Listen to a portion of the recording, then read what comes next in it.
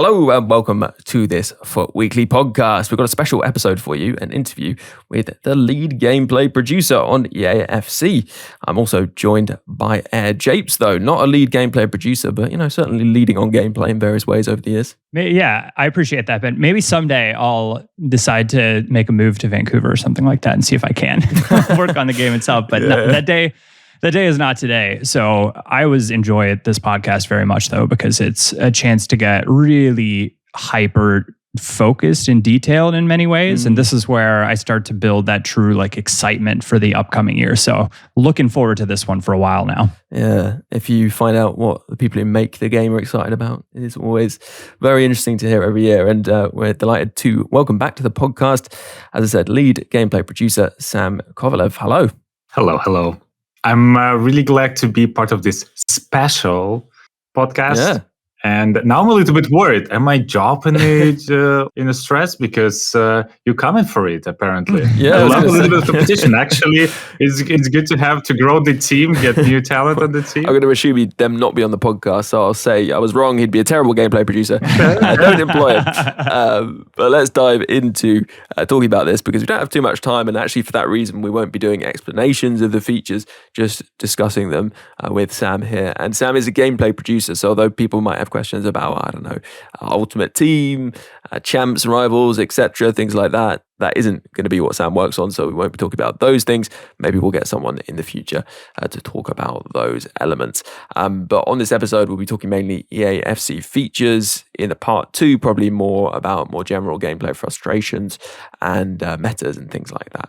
But let's start off with a straightforward question. I'm not sure the answer is straightforward. What is going to be the biggest gameplay change, Sam, for players going into 𝗂𝗡𝐶 24? It's probably one of the hardest questions. Yeah, I'm sure. Yeah. So I feel like when we just started working on the 𝗂𝗡𝐶 24, one of the questions that was constantly popping up in our head was what makes and what defines a footballer and makes them different from another. What makes 𝗵𝑚𝑒𝑆𝑖 Messi? What makes 𝘵𝗵𝗏?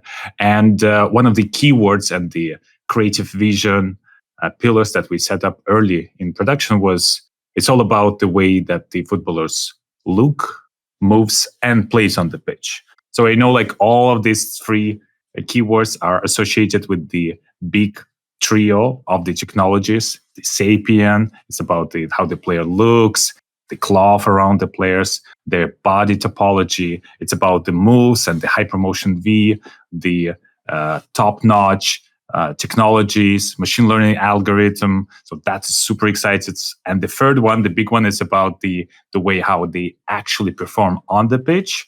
And one of the biggest part of the play is the Playstyles. And I feel like in the end, when it comes to the question, what is the biggest gameplay change? I feel like it's the sheer amounts and it's all of them combined. And I feel like I'm really hope that everyone who tries 𝗂𝗡𝐶 24 will find something that will truly excite and completely change the way they play in the game from one year to another. I feel like for me personally, Playstyles is one of the biggest opportunities that can completely redefine and reshape the way you approach the game and the way you play in any game modes, really. Yeah, that's an interesting one. And I think the follow on, or I suppose the next question that comes to mind for me is how much better, more so, what is the difference between Playstyle versus Playstyle Plus? Well, I feel like when we talk about the Playstyles, Playstyle Plus, in a similar way, I can share a little bit of sneak peek into the development kitchen and how we approach development features. Obviously, we had forth and back, sometimes very heated, very passionate discussions about how exactly we want to implement this, because many other sports titles and similar games, we had even some inspirations from the, let's say, RPGs. If we can say that, there is so many different ways the way you want to implement, the way you want to make the differences, certain, let's say, gameplay advantages and the boosts there's definitely around like 5-6 completely different implementations you can do when you approach to implement system like that. But one of our key objective was to make a system that respects our current gameplay philosophy, which is always about fairness, creating the skill gap, but at the same time keeping these authentic, keeping the game feel natural as something they would expect to see by watching the weekend league, watching TV, experience of like a World Cup. So it's something about which is authentic, something that is believable, is true to football, it's real. So then it comes to, in a way, to create in a certain ways like a DNA of the players, like their fingerprints. It's a combination of the play styles that define one player from another. Let's say if we take again about 𝘵ci and 𝗵𝘀𝗹, they both are amazing on the ball. They can dribble past each defender, but the way they will get past the defender or they will dribble past the defender is different. And that's what defines their personalities and the way how they behave on the pitch. So when we're creating the play styles, we're trying to make them to be as diverse as possible in terms of covering all the football aspects on the pitch. So we're talking about attacking, passing, defending. So it's basically regardless of what's your position on the pitch, what's your emploi on the pitch, there are several very useful play styles that are key for that position, that role, to be successful at football. And something that we actually can see in real life, like having the intercept on your defensive center mid. That's a very key attribute that we can see in the players like N'Golo Kante playing in the game. So we brought the inspirations in terms of the coverage and the like spread around. That's why we have so many play styles. When it comes to the levels, we created these 2 tiers, coming up with 2 different objectives. What I would just mentioned before, the like a DNA and the fingerprints, those are the regular level of the play styles, because we know that usually the elite players, they're so good, they can do like several things at a very good level, which kind of differentiates them from the rest. But it's more, let's say, like the outside foot shots. Many players can do them and use them very efficiently in their day-to-day play. So that's kind of defines their DNA, and that's why it's a combination. 5, 6, 7. That combination, it defines the player. You literally can close your eyes. No, actually, not close your eyes. Close the picture of the player. Try to guess what the player is based on the combination of the play styles.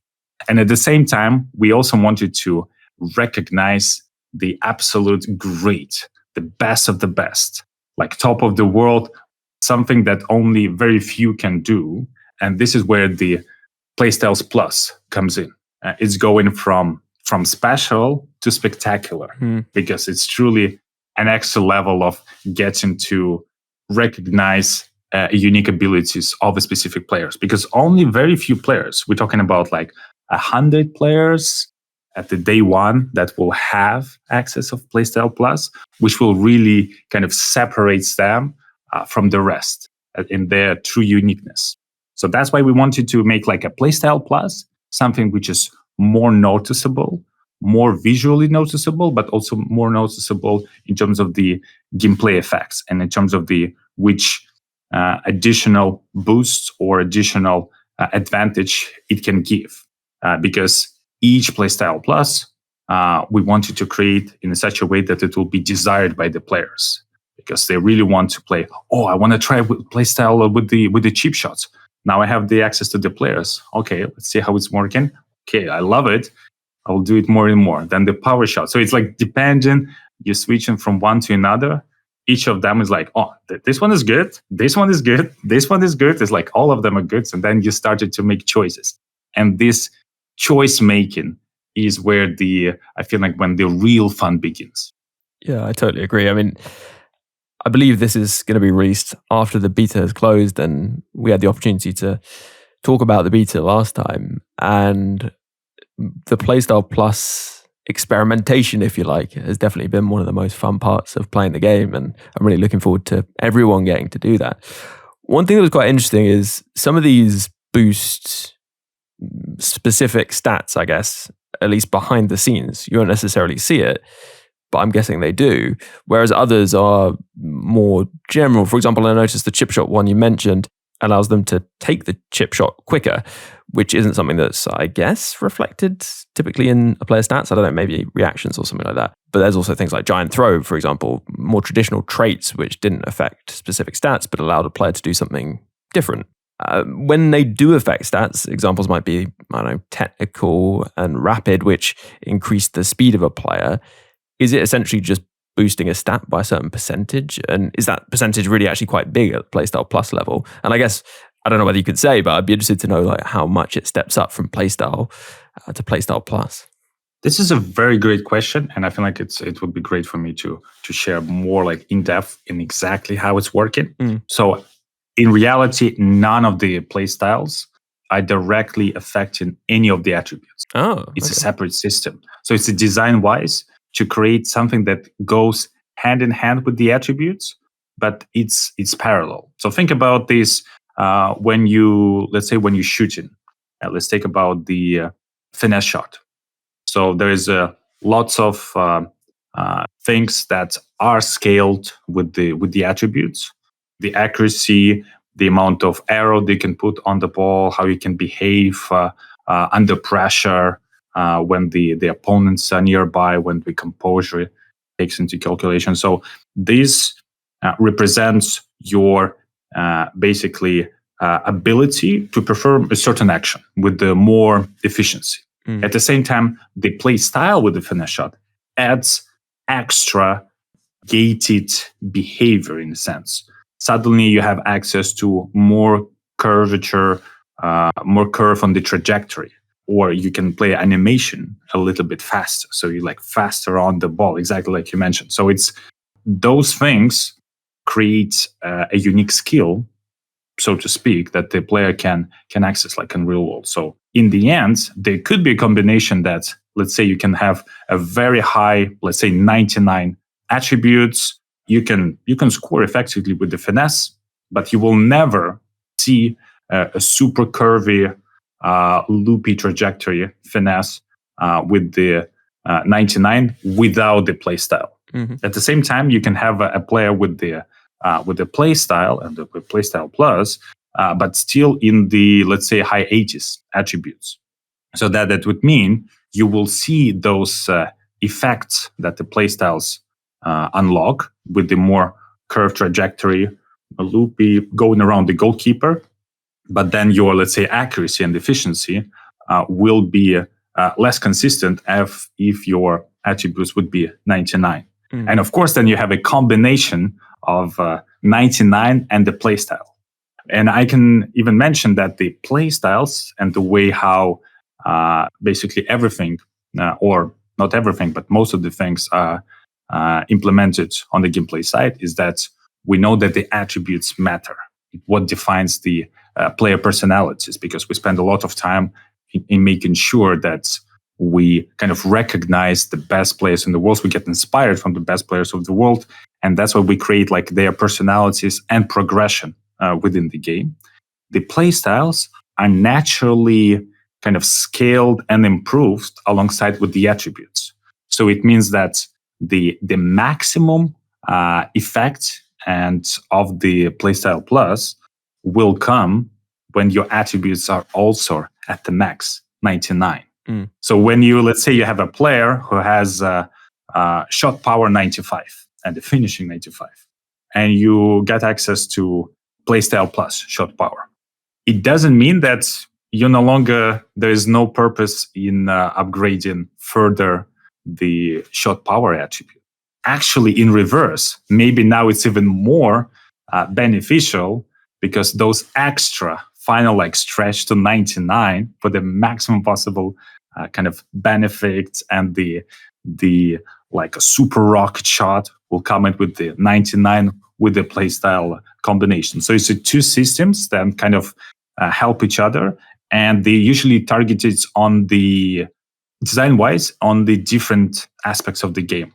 Attributes work more towards like hidden things, or like more like the effectiveness, while the playstyles in its mass, we'll try to make them more visual, something that makes a difference, something that makes, let's say, a different outcome, like the stop tackles on the 𝘵𝗱𝗍𝗫, or the trajectory on the curve, or the time to content on the power shot. That's a big difference coming up from the playstyles. So we try to make as many of them as possible to be visually noticeable by the players. But of course, it's very different one to another. So each playstyle is like uniquely crafted by the producers and designers on that particular area to make sure that what makes sense to keep the game, again, fair, to keep the game balanced, but also give a sense of progression within. And of course, let's say for the shot, maybe it's more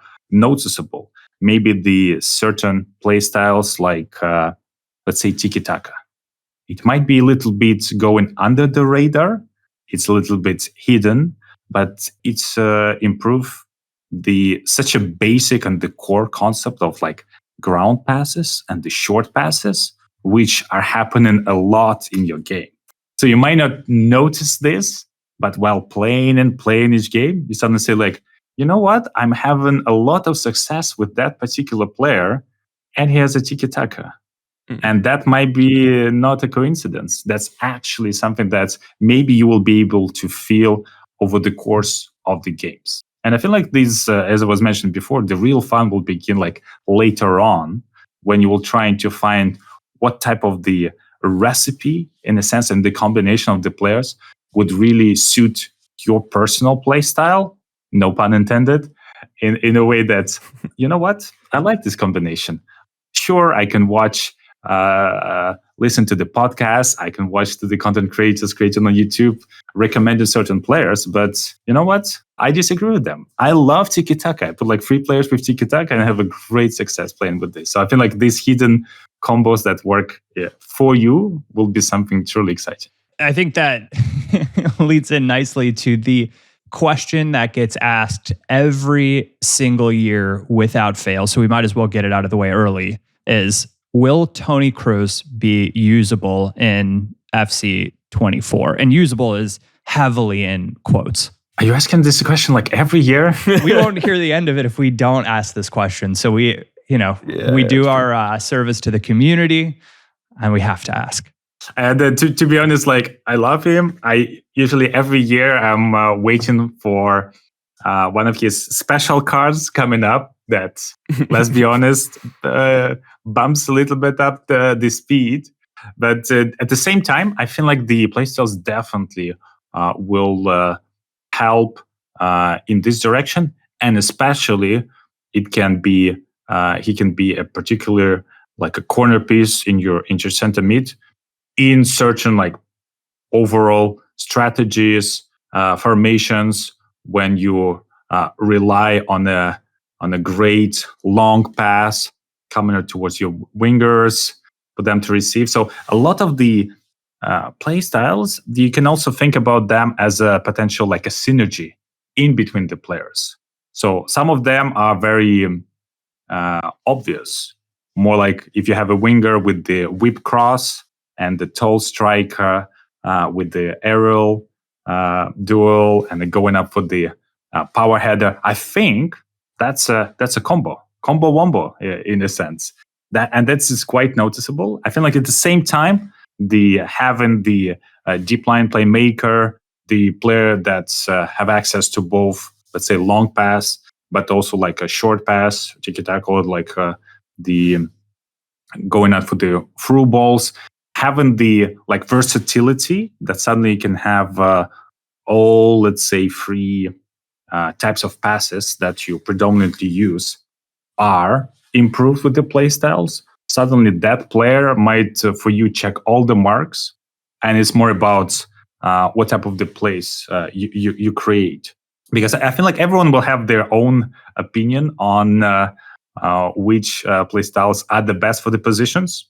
certainly some of them might become like meta playstyles, and like it's a no-brainer. You want to have this. Let's say maybe all the defenders 𝗏𝘅𝘁 might become, because we know like 𝗏𝘁𝘁 is a very competitive part of the game. It's very highly used technique. So, but then the others are up for debate, up for personal preferences. And then if you have a player that check marks for you all your 4 preferences, then that player is immediately more valuable and more efficient for you. So I'm pretty sure there will be a certain plays with the deep line playmakers in the center mid, relying on sending the long ball and like being as a true deep line playmaker and finding your teammates up front. Then the Toni Kroos will check several marks for this particular strategy, and then he will be definitely a very useful player, and might be more valuable and more viable compared to previous years. That actually leads me on from that question about through balls to this listener question from 𝘵𝘀𝘀𝘐. He was asking whether essentially there would be less of a focus on through balls, I guess, in 24, and felt that in last year's game, and actually in the conversations we had before launch, there was hope that maybe the through ball wouldn't be quite so effective. I think 𝘃𝑗𝑗𝑐 and 𝘫𝑒𝑛𝑐𝑦 might have been a bit of an issue for stopping that becoming such a meta. We can talk about that in a bit, but what has been done for 𝘵FC 24 to really, I guess, focus on gameplay outside of through balls? I feel like here, when it comes to create a play, and like I know like it has a great success on the development floor, we're starting to see some feedback from the closed beta more and more right now. But the precision pass as a new feature can completely change your go-to usage of the game and the way you play and the mechanics, because it's such a core like football IQ element. Because when we in the beginning of the year, I feel like precision pass is a great feature that kind of actually defines and is a good example of how we approach in developing the features. Because we knew like in the past, people would say like, we want to be in the control of the outcome, like when it comes to passes, because precision pass will allow not only to kind of visually see with the indicator where the ball will land, but it also helps you to direct your teammate, the receiver of the pass, to go a little bit wider into the open space, or trying to make like a needle thread in between the defenders with like a precision. So it's something that recognizes the football IQ, understanding of the game, understanding of the football as a sport in general, but understanding 𝘵FC 24 and the meta in particular is something that can reward high skill as well. So I feel like that feature is quite interesting, and I would encourage everyone to try it out. Of course, it doesn't mean like you need to suddenly use only the precision passes in the game, but I feel like it actually defines that we want to give as many tools as possible to the players that create a different outcome, that create a different choice. And I know like in these situations, these type of plays, this is a kind of the go-to. I can have a success with this because it's designed for situations like this with the, let's say, open space on the wide, and I can get around the defenders. And then it comes to our design challenges, in the sense that then we're saying like the precision pass is something that we're looking at as a way of like, this should be good in these kind of situations. And then the through pass as a matter, maybe in the past, because it's kind of in a sense more assisted. And sometimes some people will say like, oh, this is a little bit, I would prefer this, I would prefer the other outcome. So there's always a little bit of like a small mini camps arguing what they want in a particular case. So I feel like a precision pass opens, resolves this conflict in the sense by creating something that player wanted. And I know like many players have very high appreciation and success with the precision passes already. Especially once you learn the precision pass in its effectiveness, you can also go to the swerve variation of the precision pass, which is very good. And every time you hit it, it's very rewarding because it's a smart play. You instantly feel like the game recognized you as a good player in a sense, which I feel like it's a good feeling. So I feel like that was our focus on the like precision pass, and I feel like the smart play, smart finding of the play with the precision pass might become more prominent on the competitive scene, on the high competitive level of the game, but also across all the levels. But when it comes to usage, you know that it's fair because it's not easy to pull out. You need to understand where your players are moving. You're in control of the game. And I feel like it creates a more balanced gameplay experience. One of the things that's gone under the radar, but I am most excited for as a longtime semi-assisted shooter of the ball is precision shooting. Pretty interesting in testing. Can you talk to us a little bit more about what the goal was when putting that into the game? Yeah, absolutely. And I can even mention a little bit of like extra comment on what you just said about going a little bit under the radar.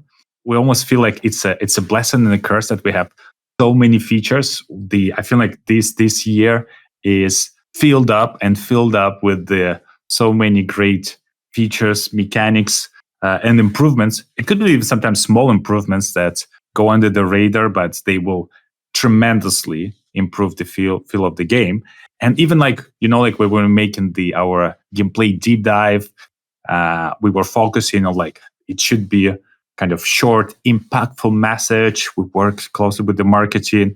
Let's focus on the big trio of technologies. It's something that will drive the conversation the whole year. Something that will be easy for the people to jump in to maybe get a glimpse of this, and then we'll redirect to the pitch notes. And I feel like the gameplay deep dive pitch notes are great. So we know that we have a great amount of people going onto the website, learning of them, and you can definitely judge by scrolling and like by reading through. There's a lot. So in a sense, because of that, I feel like many of the small additions might feel they were under radar, but it's just because like if we just talk about the gameplay and make the deep dive trailer, it might be like an hour and a half. And maybe it will be really more difficult, to listen just for the full hour. But that's why some of the features maybe had like less of the spotlight, because there's so many, I think, features that deserve the spotlights. In particular, the precision shooting is something that definitely designed with the kill gap in mind, something that's designed to have to reward players for recognizing the good plays, but also adds the high risk because you need to aim. And this is something we generally look within our team in ways how to create a fair mechanics that will scale up with the skill and will create like a rewarding experience, high risk, high reward. For example, the power shot from the last year, they introduced a more manual aim. And let's say on paper, when we were just starting work on the power shot, many people say like, you know what, that's absolutely overpowered. It's you cannot implement something in the game. It will be just game over. Everyone will just stop scoring. But then at the same time, you need to aim. It takes more time. So it's always the other factors that plays in, and the final outcome of the power shots came up very balanced. Something that people enjoyed, and we're not complaining that it's that broke the game in a sense. The precision shooting is something that will kind of follows this more manual aim, and I feel like having the visual indicator of where you're aiming with this truly helps. And it's something that maybe more and more players will try. It is not on by default, because it is something that you need to learn. You need to try by yourself with the games, practice a lot. For some players, it might mean that you need to change some of your built-in a sense, like muscular memory of like how you approach on the attack and third. But I think it's definitely the feature that if you going to play FC24 for months and months to play in, I think it's something that is worth trying, worth practicing, and I'm sure that more and more players will find it as their default ways of playing. So having this kind of a feature that is harder, but it's fair and it requires the skill. So then you understand, like, if I want to be successful in this, I also need to be good at aiming. I think it's fair. I think it's truly keeps the spirit of like balanced gameplay in place, but it also gives additional like a skill gap for the player. So it's check marks for all the kind of our design objectives. That's I love features that can help promote that gap, I suppose. I think the kind of follow-up question that I have never felt like a true sense of clarity on is how some of these more manual features like precision shooting, how the ratings specifically interact with that. Because if it is more manual, oftentimes maybe it feels like the ratings are less important. Can you talk us through how you think about the way player ratings and stats interact with some of the more manual features? It's a similar way that we were talking about like previously with the playstyles, in a sense that everything that we implement within the gameplay, everything has some sort of the progression and scaling relating to the attributes. A lot of times it's very different the way it's implemented feature to feature. Like even when you're shooting, there's like dozens and dozens of gameplay factors that can play in that particular situations, about like how the ball will speed, is the pressure is applied, where exactly you aimed, and like the player attributes, like the angle of the approach, speed. So there's like dozens and dozens of like graphs coming up, and all of them are scaled in a sense. And sometimes they add like the additive bonus, sometimes it's the multiplier. But think about this, that in a sense that the precision shooting can, if your aim is like extremely good and you aimed exactly for the corner, suddenly the attributes will give you even the higher bonus if it was like a regular assisted shooting. But at the same time, there's a higher risk if your aim is really bad. Suddenly, like it goes quite a way.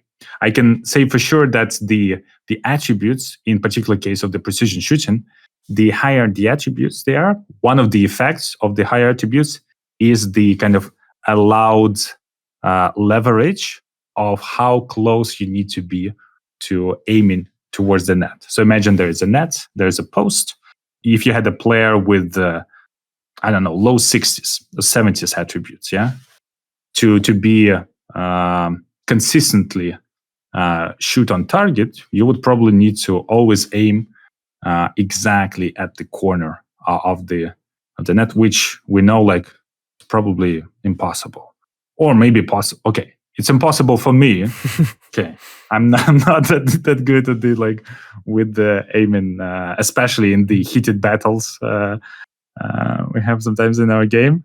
But then the higher attribute, it's a little bit increase the kind of the zone in which it's still considered like a good aim.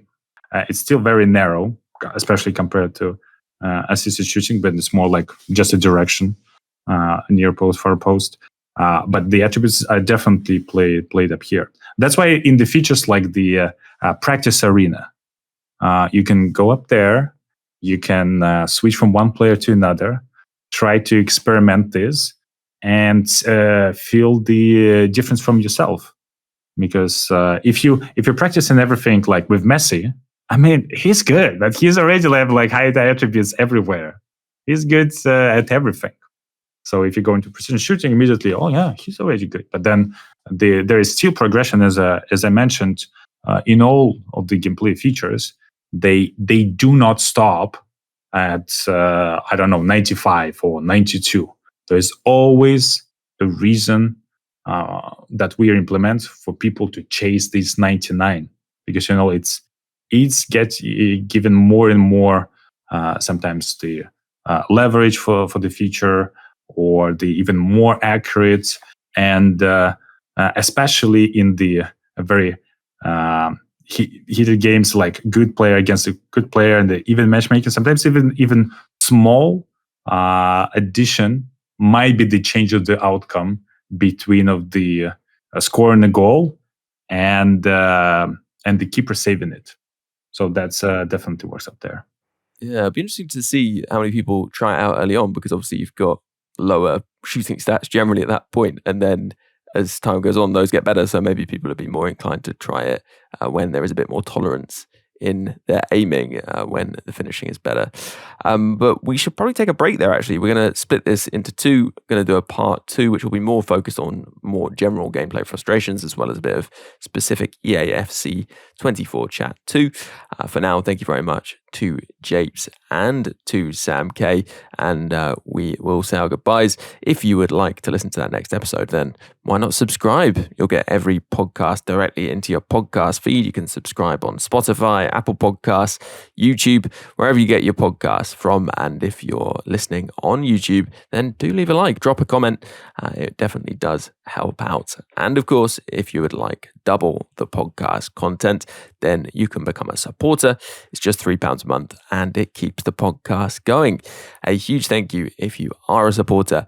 It really does make a big difference. And a big thank you too to those icon patrons: Dave B, Hugh J, Coach Vass, DJ FIFA Player, Alan G, Alistair, Anthony R, Dominic P, Rob P, Jeff B, Stephen F, Tom B, Damon H, David S, Nick Jack M, Eric T, Neil P, Adam G, 𝘚𝘃𝗲𝗃, Dan W, Waterman, N Hagman, Harry A, Jake G, Roger D, Springford, Elec, Bracco, Nishant, Harry P, Alex M, Lee A, Brendan W, Andrew C, Joe W, Timothy J, Dylan, J Kell, Ibis24, Adam R, Sam K, Graham W, Andy, Ads H2K, and Brian V. Plus a special thanks to Luke M, Dave B, Hugh J, Tom M, Darren W, and Pato Foot for advice and production assistance.